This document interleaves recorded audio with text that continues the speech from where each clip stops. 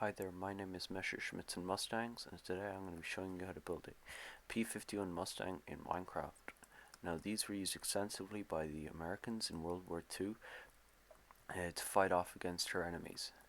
Now, they had a length of around 9.8 meters, a wingspan of around 11.2 meters, and a height of 4 meters. I use slightly different proportions when building my aircraft, as it makes them look a little more natural and less blocky. The blocks you're going to need are as follows. So I've organized them in my inventory into different categories. So these are the main structure blocks. These will be kind of slightly more decorational, but they're still quite necessary. And these are the slightly more redstone bits for your when building your cockpit. And I use some yellow wool. You don't have to use yellow wool, but I use it for scaffolding, as it's quite bright and it doesn't really fit with anything, so I know to get rid of it afterwards. So first thing you want to do is build out the kind of the wireframe construction of it. So you're going to go 11 blocks from any direction, and you're going to want to find the center,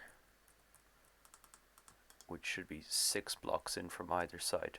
And then what you want to do is poke out 2 blocks here and go back, I think 7 blocks. 1, 2, 3, 4, 5, 6, 7. Yep. Now, I'm going to work my way from the front backwards, and I'll go through how I'm building it. So first thing we're going to do is build up the propeller. So I'm using chains as the propellers. You can use end rods if you're playing on anything previous to 1.16. But I think these just look nicer as they don't emit any light. And so I'm placing down 3 smooth stone blocks here. I use smooth stone because it's kind of gives that metallic-y vibe to it. And now we're going to work on the wings. So as you can see from my kind of preview build, the wings do look it looks a bit jarring.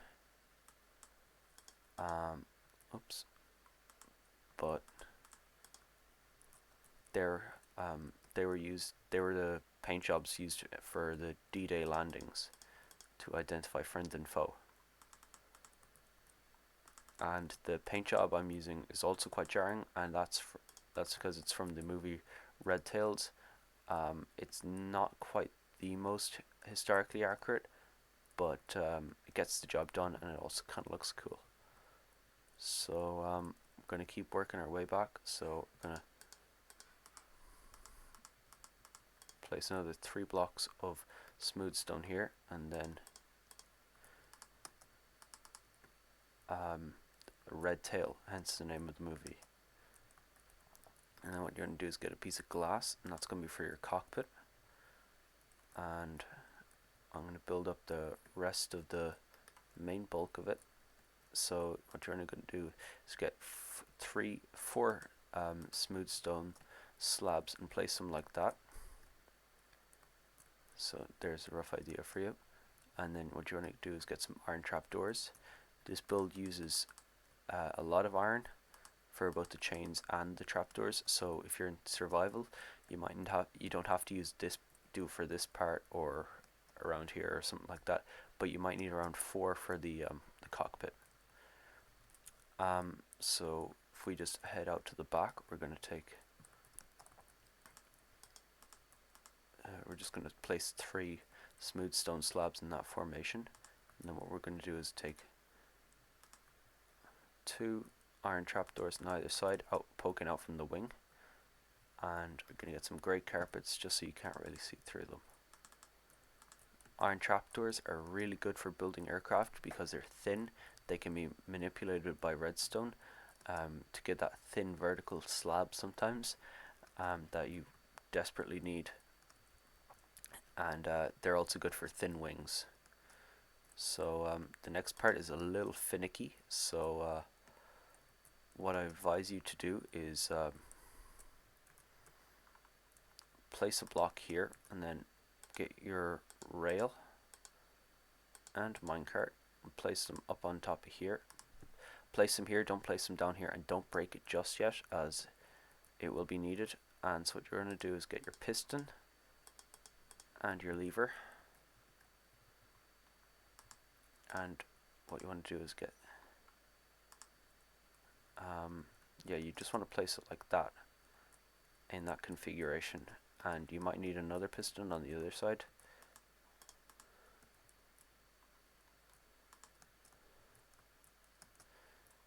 And so what you want to do is place a lever on this block, as it's going to power this block, and it's also going to directly power the other two trapdoors.